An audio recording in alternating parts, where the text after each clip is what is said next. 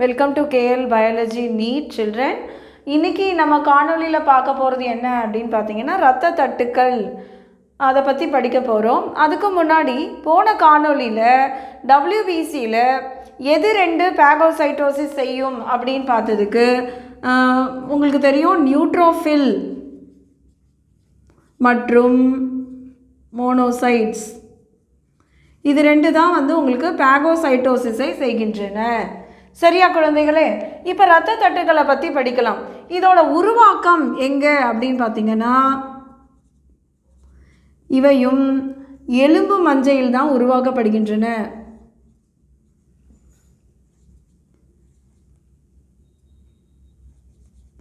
இதில் எந்த செல்ல உருவாக்கப்படுகின்றன? மெகா கேரியோசைட் அப்படின்ற செல்களில் நமக்கு உருவாக்கம் பெறுகின்றன. சரியா?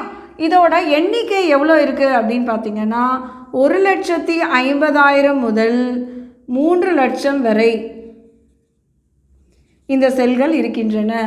இவங்களோட லைஃப் ஸ்பேன் என்ன அப்படின்னு பார்த்தீங்கன்னா குறைந்தது 7 முதல் 9 நாட்கள் தான் இவங்களோட லைஃப் ஸ்பேன் இருக்கின்றன. சரி, இந்த செல்களில் உட்கரு இருக்கா இல்லையா அப்படின்னு பார்த்தீங்கன்னா இவங்க நான் நியூக்ளியேட்டட் செல் ஃப்ராக்மெண்ட்ஸாக தான் இருக்காங்க. அதாவது உட்கரு என்பது கிடையாது. இவங்கள நான் நியூக்ளியேட்டட் செல் ஃப்ராக்மெண்ட்ஸ் அப்படின்னு சொல்லுவோம். சரி, இந்த இரத்த தட்டுக்களோட முக்கிய பணி என்ன அப்படின்னு பார்த்தீங்கன்னா இவங்க இரத்த உறைதலில் மிக முக்கிய பணி வகிக்கிறாங்க. இரத்த உறைதலில். சரியா குழந்தைகளே? இதுதான் இரத்த தட்டுக்களை பற்றிய குறிப்புகள்.